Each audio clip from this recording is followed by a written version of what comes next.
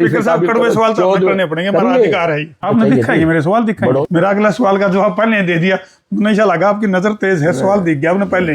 लाल किला के सामने फोटो खिंचवाने से लाल किला उसका नहीं हो जाता। आपके भी काफी उनके साथ करीबी रिश्ते बताए जा रहे हैं मनोहर लाल खट्टर जी के साथ, तो इस प्यार को क्या नाम दे? पूरे इंटरव्यू में मतलब लगातार मैं देख रहा हूँ, मतलब घने जिक्र है लिए। कई बार तो आदमी को विपक्ष से भी सलाह करनी पड़ जाती है। इन्हों तो हमने बेरा है स्पीकर साहब, सलाहकार तो आपने जो है ना राहुल गांधी के पास भी छोड़ रखे हैं, उनकी भी सलाह देने रहो। एक गाना है वो बोले मेरा तन डोले मेरा मन डोले, आपका भी कुछ इस तरह का जी कर रहा था कि कोई कांग्रेस की टिकट पे इलेक्शन लड़ लो आप? देखिए, ऑफर आने का सवाल है, ऑफर तो मेरे पास बाई इलेक्शन में भी आई थी। स्पीकर साहब, आपके जो निजी सचिव हैं उनके ऊपर भ्रष्टाचार के आरोप लगे। पहले छोटे छोटे मकानों में रहते थे, आज कोठियां देखिए कैसी बन रही हैं। रुपया गिर गया डॉक्टर साहब। कुछ गिरेगा कुछ चढ़ेगा, इस चीजों पे जाओगे। वही बात है ना, आप लोगों ने एक पॉइंट पकड़ा ना, वो बहू है ना, मैंने तो झगड़ा करना क्या मैं करना सासू ने उस बात को ले। जहाँ लोगों को सुख सुविधाएं चाहिए तो वहाँ कुछ ना कुछ तो छोड़ना पड़ता है। हमारे मुख्यमंत्री जी ने लोगों में दिलों में जगह बनाने का काम किया। चलो नहीं तो बेरानी वही लोगों के दिल में जगह बना रखी है, बेरानी ईवीएम में जगह बना रखी है, लेकिन जगह जरूर बना रखी है। मैंने उनसे ये कहा कि आप मेरी माँ भगवती को कह के मेरा ये काम करवा दीजिए। इनडायरेक्ट नोता, इनडायरेक्ट नहीं, क्योंकि एक ही विभाग के सभी लोग हैं ना। अच्छा स्पीकर साहब, क्या आपको नहीं लगता कि भाई थोड़ा बहुत तो विपक्ष ने छोड़ दो, चाहे पूरी तरह से विपक्ष खत्म हो जाएगा तो समस्याएं कौन बताएगा आप लोगों को? समस्याएं लोग बता रहे हैं ना, हम उसका इनका बड़ी मुश्किल तो मौका मिला था हुड्डा साहब ने, वो मतलब मामला गड़बड़ हो गया। देखिए, ये जो राजयोग है ना, हाँ, लोगों के राजयोग जो परमात्मा ने तय किया वो मिलेगा, और जो लोगों के दिल में जगह बनाई जाती है ना, वो चीज आपको खींच के लाती है। और भारतीय जनता पार्टी ने, हमारे मुख्यमंत्री जी ने लोगों में दिलों में जगह बनाने का काम किया। जब लोगों के दिलों को जीत लिया जाता है तो सरकारें तो बनना तय है। चलो नहीं तो बेरानी वही लोगों के दिल में जगह बना रखी है, बेरानी ईवीएम में जगह बना रखी है, लेकिन जगह जरूर बना रखी है। लेकिन अगर ईवीएम का सवाल है तो जहाँ पे कांग्रेस का राज आता है, जहाँ पे कांग्रेस सरकार बनाती है, वहाँ ईवीएम कौन सी? मशीनें तो वही है, मशीनें वही, कोई फर्क नहीं पड़ती। देख लियो कदे रात तो रात बदल देंगे हो। नहीं, ऐसा कोई आज तक तो ऐसा मंत्र मिला नहीं जिस प्रकार से कालिदास जी को मिला था, जितने पन्ने पलट दोगे उतने ज्ञानी हो जाओगे। ऐसा पन्ना आज तक तो कोई किसी को मिला नहीं उनके बाद। चलिए स्पीकर साहब, आपके जो निजी सचिव हैं उनके ऊपर भ्रष्टाचार के आरोप लगे, और आपने एक बयान दिया था कि भाई जैसे उनकी जांच शुरू होगी तो मैं उनको छुट्टी, मतलब उनको जो है ना छुट्टी पे भेज दूंगा। बिल्कुल, आप जांच शुरू हो चुकी है, लेकिन बात आपकी बिल्कुल सही है। वैसे आपकी जानकारी के लिए मैं बता दूं, वो जिस दिन जांच शुरू हुई है उस दिन उसकी छुट्टी कर दी गई थी, आपकी जानकारी के लिए। वैसे मैं आपको बता दूं, और जांच के लिए अधिकारियों ने मेरे से जबकि ये कहा गया, माननीय मुख्यमंत्री जी के आगे मैंने बात रखी तो उन्होंने मुझसे कहा कि जांच डीसी साहब को कह देते हैं कि मैंने नहीं, आप अच्छे लेवल से जांच कराइए। हरियाणा विजिलेंस की तरफ से वो जांच हुई है, और रिंकू शर्मा ने जिसने आरोप लगाया, 2 बार उनको पत्र मिला। एक बार की तो उन्होंने कहा भी मुझे पत्र मिला, दूसरा पत्र शायद उन्होंने नहीं बताया। 2 बार पत्र मिला, ना तो वो कोई प्रूफ दे पाए, ना ही वो जांच में शामिल हुए। वो 29 तारीख को, पिछले महीने की 29 तारीख को जांच बंद हो गई। अच्छा, उसके बाद वो मेरे साथ है। नहीं, फाइल खुल भी ली, बंद भी हो ली, सारे काम क्लीन चिट मिल गई। आप एक काम कर लीजिए, आप उनसे पूछ लीजिए कि आप जांच में शामिल हुए जी, बात खत्म हो गई। इससे तो कोई बड़ी बात नहीं होती। देखिए, पत्रों की कॉपी मैं आपको भिजवा दूंगा मंगवा के, जांच में तो उसको शामिल होना चाहिए था, प्रूफ तो देने चाहिए थे। जब आपसे सरकार पूछ रही है, आपने अभी जिन्होंने आरोप लगाए हैं तो आपने यही आरोप लगाया। मैंने कहा जी अंबाला में जमीन है, मैंने कहा जीरकपुर में जमीन है, मैंने कहा यहाँ जमीन, आप कुछ कागज पत्र तो जाके दे के जाओगे। आज के टाइम में लगता है, जो आज का समय है, लोग भाई के नाम जमीन नहीं कराते, आम आदमी के नाम कोई जमीन करा देगा क्या? आज का जो युग है, भाई भाई पे विश्वास नहीं करा तो आम आदमी पे कौन विश्वास करेगा? अगर प्रूफ है तो प्रूफ देने चाहिए थे सरकार को, और पत्र 2 मिले। मैं इतनी बड़ी बात इस कैमरे के सामने कह रहा हूँ, कोई छोटी बात नहीं है। बिल्कुल ठीक बात है। मैंने अगर बात कही, आरोप लगाया तो आरोप को सिद्ध करो। जब सरकार ने आपको हफ्ते के एक लेटर दिए हैं 2, आप अगर उसमें लिखा गया है कि आप शामिल नहीं गए तो हम जांच को बंद कर देंगे, तो आप शामिल क्यों नहीं हुए? आप प्रूफ दीजिए, और प्रेस कॉन्फ्रेंस भी करी, उसमें क्या सबूत दीजिए, आप सबूत दीजिए, दोबारा चले जाइए, मेरे पास ये सबूत। अदालत सबूत मांगती है? नहीं, अदालत सबूत नहीं मांगती, हर व्यक्ति सबूत मांगता है। आप जांच ले, आपने देखिए, कोई व्यक्ति कहता है कि ये फलां जमीन या फलां मकान उसका, उसके कागज तो लेके जाओगे कि गैर ये संपत्ति इस आदमी के, ये प्रूफ रहा, इसने नंबर 2 में खरीद रखी, इसका ये रहा। उसका भाई 10 लाख रुपए तो कम से कम टैक्स भरता है सरकार का। चलो जांच में 10 लाख रुपए जींद में भरने वाले लिमिटेड लोग होंगे जो सालाना सरकार को टैक्स देते हैं जी। यानी कि जांच में भी क्लीन चिट मिल गई, आपने भी क्लीन चिट दे दी। जब जांच में अगला शामिल ही नहीं है तो वो अगला तो आरोप लगाए रखे, तो मैं मतलब कि उसको 10 साल के लिए बाहर कर दूं, भाई जब तेरी संतुष्टि होगी जब रखो। आज मैं आपको भी कह रहा हूँ, आप भी उसके खिलाफ कागज ले आओगे तो मैं आपकी बात को मानूंगा, बहुत वो बड़ा दावा। संपत्ति आपके नाम ही कर चलो दी जाएगी। स्पीकर साहब ने बहुत बड़ा ऐसे। दावा कर दिया भाई। आप निकाल के ले आओ। देखिए एक चलो जी, सबसे बड़ी गुस्सा ना हटाओ, गुस्सा आपका चेहरे पर अच्छा लग रहा है। मैंने एक सबसे बड़ी समस्या क्या है जी कि आप सामने वाले पे आरोप लगा देते जी। हैं। हर व्यक्ति एक, मैं अभी जिस मीटिंग में गया वहाँ अध्यक्षों की मीटिंग थी, वहाँ स्पीकर चल रहा था जी कि मतलब एक व्यक्ति बहुत अच्छा, लोग उसको बहुत अच्छा कहते हैं, बहुत बढ़िया आदमी, और वो एमएलए बन जाए तो लोग कहते हैं बहुत बड़ा आदमी, इसने ये कर दिया, वो ऐसा क्या हो गया, यही गलती होगी, ऐसा क्या होगा कि एमएलए बन गया उसकी गुनाह हो यही गया। गुनाह हो गया। वो लोगों के लिए जो काम करता है वो करता है, उसका क्या जाता है? हर आदमी का एक चिट हो गया कि राजनीति गंदी, राजनीति लोग गंदे। ऐसा नहीं हो सकता। सब आदमियों को आप एक उसमें तो तगड़ी में नहीं तोल सकते। जी अगर आज देश इतनी तरक्की पे 14वें से चौथे नंबर पे आया तो देश के प्रधानमंत्री की वजह से भी तो रुपया आया गिर होगा। गया डॉक्टर साहब। और लोगों की वजह से भी तो कुछ गिरेगा, कुछ चढ़ेगा, इस चीजों पे जाओगे। वही बात है ना, आप लोगों ने एक पॉइंट पकड़ना, वो बहू हो ना, मैंने तो झगड़ा करना, क्या मैं करना, सासू ने उस बात को ले ऐसा देखो, जो तारीफ स्पीकर साहब कड़वे सवाल तो हमें करने पड़ेंगे, हमारा अधिकार है ये। करिए आप करिए, लेकिन आज देश का सम्मान कितना बड़ा है, आप इस बात को देखिए। चलो एक और कड़वा सवाल निकल के आ गया है जी स्पीकर साहब। आईएमटी को लेकर के काफी बवाल होया और सरकार के ऊपर आरोप ये लगा कि भाई किसानों से जबरन उनकी जो जमीन है औने पौने दामों पे खरीदने का जो प्रयास है वो आप लोगों के द्वारा कराया गया।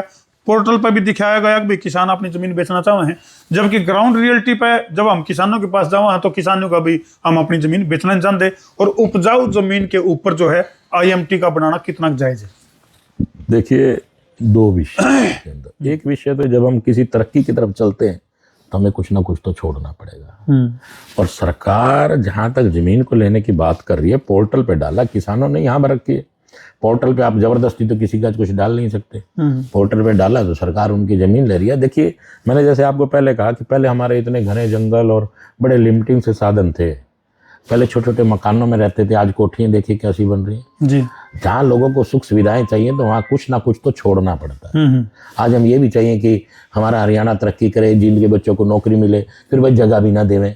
मतलब जगह तो जाके हम ले वहाँ पे अपना मद्रास में ले लें और बच्चे हरियाणा के पढ़ने चाहिए। कैसे हो सकता है? ये संभव नहीं है। ऐसे विकास और तरक्की, उपजाऊ जमीन के ऊपर गेहूं का जो दाना है, अन्नदाता अन्न ना उपजाए और कोई भी चीज मत बनाओ ना, कोई भी चीज पे तरक्की होगी कहाँ से? देखिए वो पोर्टल पे डाला, किसी जोर जबरदस्ती कोई कहे किसान कि मेरी जमीन को जबरदस्ती लिएगा तो बात करे।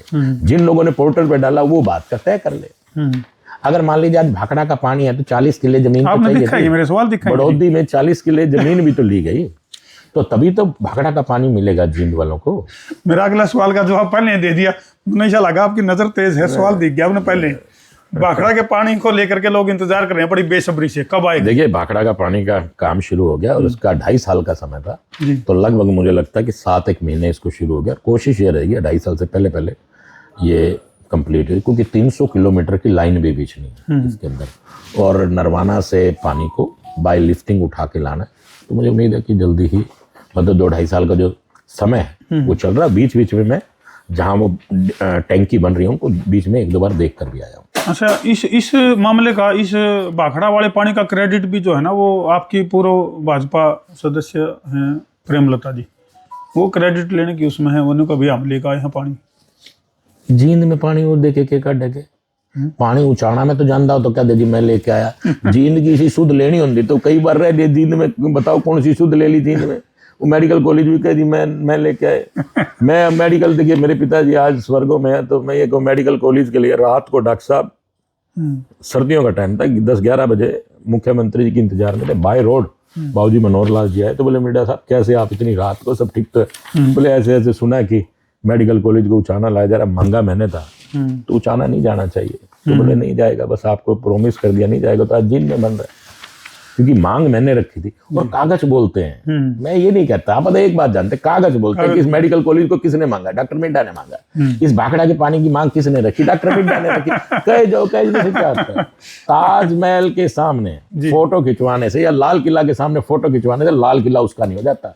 लाल किला तो जिसने बनाया उसी का रहेगा, ऐसे कोई फर्क नहीं पड़ता। चलो स्पीकर साहब, इस पूरे साक्षात्कार में जो है वो जो हरियाणा के जो पूर्व सीएम हैं उनका जिक्र कई बार आ लिया, यानी आपके भी काफी उनके साथ करीबी रिश्ते बताए जा रहे हैं मनोहर लाल खट्टर जी के साथ। तो इस प्यार को क्या नाम दे? पूरे इंटरव्यू में मतलब लगातार मैं देख रहा हूँ, मतलब घने जिक्र आ लिए। नहीं देखिए आपके मुंह से मतलब जो है ना हर दूसरी तीसरी लाइन में मनोहर लाल खट्टर जी का। देखिए उन्होंने शुरुआत करी, माननीय मुख्यमंत्री नायब सैनी जी उसको आगे दौड़ा रहे हैं उस काम को जी। और कुछ नई पॉलिसियां भी बना रहे हैं। देखो उन्होंने जो पॉलिसी बनाई उसको आगे बढ़ाना और फिर अपनी नई पॉलिसियों को चलाना आज आपके सामने किस प्रकार से नायब सैनी जी उस चीज को बढ़ाने का काम कर रहे हैं। और जहां तक सवाल है कि उस रिश्ते को क्या नाम दे, एक बार बड़े डॉक्टर साहब के साथ मैं गया हुआ था जी। तो उन्होंने कहा कि डॉक्टर साहब मैं आपको तो कहता नहीं कि आप इस पार्टी में आ जाओ, बीजेपी ज्वाइन कर लो, लेकिन अपना बेटा दे दो। अच्छा जी। देखिए कुदरत कई बार नीति अपने आप में कुछ लिखती है जी। और मैं आज उस बात को याद करता हूँ तो देखिए बाबूजी मनोहर लाल जी ही मुझे मैं ही उनकी शरण में गया और मैं लेके आया, तो उनके एहसान भी है मुझ पर। आप ये कह सकते हैं कि ये एक बाप बेटे का रिश्ता है और वो मुझे एक बेटे की तरह प्यार देते हैं, तो मैं भूल नहीं सकता। और आज माननीय मुख्यमंत्री नायब सैनी जी मुझे विशेष तौर पर प्यार करते हैं जी। देखिए ये तो मिठास है मुंह का प्यार है जी जी। कि जितना प्यार आप दोगे उससे दुगना प्यार आपको वापसी मिलेगा। जनता के बीच से कुछ आवाज इसी भी आवा है कि भाई जो मनोहर लाल खट्टर जी हैं वो सुपर सीएम हैं।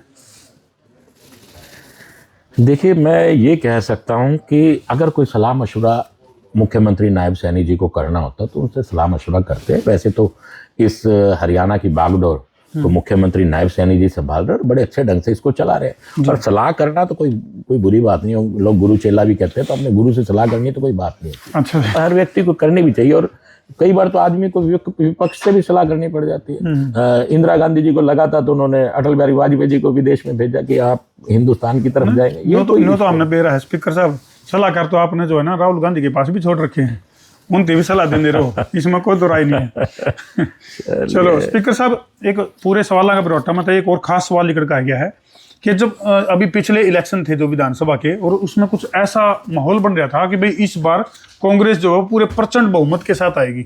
उस समय वो एक गाना है वो बोला, मेरा तन डोले मेरा मन डोले मेरे दिल का गया करार रे।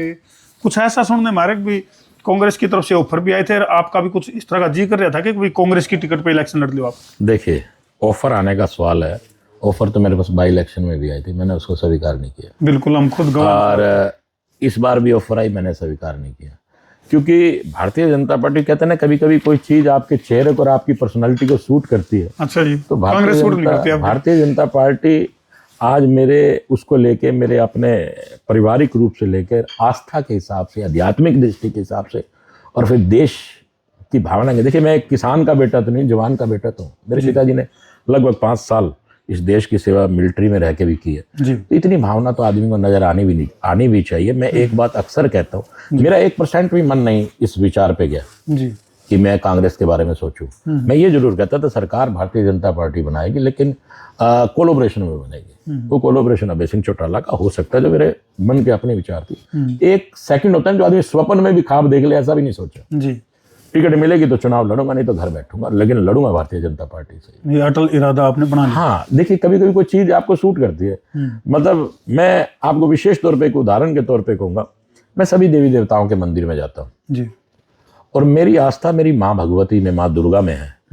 मैं कभी मान लीजिए क्योंकि शिव और शक्ति के अलावा मैं किसी भी देवता के मंदिर में जाता हूँ ना, तो मैं एक बात कहता हूँ, मान लीजिए खाटू श्याम जी के दर्शन करने चला गया, तो मैंने खाटू श्याम जी से नहीं मांगा कभी कुछ। मैंने उनसे ये कहा कि आप मेरी माँ भगवती को कह के मेरा ये काम करवा दीजिए। इनडायरेक्ट नहीं, क्योंकि एक ही विभाग के सभी लोग हैं ना, तो कभी कभी आदमी की बात ना सुन के विभाग के व्यक्ति की बात सुन लेते हैं। अब मान लीजिए किसी काम के लिए एसपी को कहना, तो एसपी को कह के डीसी से काम करवाया जा सकता है, तो एक विभाग के सब लोग हैं। तो मेरे एक सिस्टम है, मांगना अपनी माँ से ही है जी, लेकिन मांगने का तरीका बदल सकता हूँ। तो यही रहना मुझे भाजपा में, चाहे टिकट मुझको मिलती या नहीं मिलती, मैं भारतीय जनता पार्टी से दिल से आगे के लिए भी फाइनल कर दिया, 1% भी नहीं, कोई सोच ही नहीं जी। चलिए 26 जनवरी 2026 ऐतिहासिक डेट है, और आपका फतेहाबाद के साथ क्या रिश्ता है? मतलब पिछली बार भी आपने तिरंगा वही फहराया था, और इस बार भी संगठन ने आपकी जो जिम्मेदारी है वो फतेहाबाद में तिरंगा लहराने की। ये समस्या मेरे साथ बहुत आ रही है। मैं आपको वैसे बता रहा हूँ, मेरे को 2-3 बार लगातार नरवाना भेज दिया। नरवाना वाले बोले भाई, एक जने ने कहा जी बेटा जी कभी आप रिजर्व में तो नहीं आते, आपने बार यहाँ नरवाना भेज दे, ये बात है। मिड डे का रिजर्व बोला हम पंजाबी है जनरल में आवा, बाकी भाई सरकार की मर्जी कहीं भी लगाए। 2-3 बार उन्होंने सोनीपत भेज दिया, 2-3 बार मेरे को अब फतेहाबाद की तरफ और सिरसा की तरफ भेजा जा रहा है। तो भाई ये चीज तो कुछ कहा नहीं जा सकता, लेकिन वहां पे भी पार्टी अपनी तरफ से व्यक्ति को भेजती है जहाँ से लोगों का थोड़ा प्रेम प्यार, क्योंकि वहाँ पे काफ़ी लोग, मेरे पारिवारिक लोग भी वहाँ रहते हैं, जी तो आना जाना होता है। ऐसी कोई मंशा नहीं, रिश्ता तो मेरा पूरे हरियाणा से है जी और पूरे भारत से है, क्योंकि कहीं ना कहीं देखिए जिस मिट्टी में जन्म लिया तो उस मिट्टी से जुड़े रहना इंसान का फर्ज है। हम लोगों की आस्था और प्यार देश से होना चाहिए, क्योंकि सर्वप्रथम देश है। क्योंकि ये कह सकते हैं कि बहुत ही कुर्बानियों के बाद हमें आज़ादी मिली है, तो देश के लिए सबसे पहले जिए, जो हमारे देश के लिए काम करे उसका साथ दें। आप हो सकता है कोई भी व्यक्ति किसी भी पार्टी से हो सकता है, विचारधाराएं, राजनीतिक विचारधाराएं अलग हो सकती है, लेकिन देश हमारा एक है। देश के प्रति हमें एक रहना चाहिए, और जहां देश की बात आए आप पार्टी को भूलकर देश के साथ खड़े हों। मैं सबसे निवेदन करना चाहता हूं कि बहुत सी चीज़ें ऐसी सुनने में आती हैं कि जो लोग खाते तो हिंदुस्तान का है और चर्चाएं और जिक्र करते हैं आस पड़ोस के मुल्कों का, वो नहीं करना चाहिए। देश के मामले में सब है, राजनीतिक विचारधाराएं अलग हो सकती हैं। भारत माँ की धरती पे जन्म लिया है, ये जन्म ये कह सकते हैं कि ये वो धरती है जिसकी मिट्टी को भगवान कृष्ण ने खाया और राम घुटनों के बल इस मिट्टी पर दौड़े हैं। तो ये हमें देश के प्रति किसी, सब पार्टियों को एक होना चाहिए। सब जगह अगर कोई वर्ल्ड के अंदर, विश्व के अंदर अगर डंका बजे तो हिंदुस्तान का बजना चाहिए। वो तब बचेगा जब हम लोगों की भावना इस देश से जुड़ी होगी कि देश के विषय पे हम सब एक है। इसी के साथ मैं आप सबका भी बहुत बहुत आभार व्यक्त करता हूँ। और आप रेड शब्द बोलते हैं, सामने वाला आदमी तो वैसे ही डरते छापा कह देंगे जी। बाकी नो है भाई, छापा उससे भी डालेगा, उससे भी और डरावना लगे भाई। बाकी नो है, स्पीकर साहब ने जो है हमारे सवालों की जो है नहीं जो करो नहीं आगरा मैदा का गोल और उसकी जलेबी तार दी, मस्त वाली जलेबियां के जिक्र इलेक्शन में भी खूब चले, और हमारे सवालों की भाई जलेबी की तरह घुमा फिरा के जवाब जो है स्पीकर साहब ने दिए हैं। तो हमने ये जवाब किसे लाके जरूर लिख दियो, लेकिन चाहे कुछ भी हो, जींद को विकास की राह पर ले जाने खातर हम सब ने एक होना ही पड़ेगा। स्पीकर साहब इतना कीमती वक्त दिया, इसके लिए बहुत बहुत धन्यवाद जी। जय माता। चलो भाई कर दो वीडियो ने शेर, सवा शेर, गब्बर शेर, बब्बर शेर बिना देर। मैं हूं आपका अपना देसी पत्रकार धर्मू। जय जवान, जय किसान, जय हिंदुस्तान।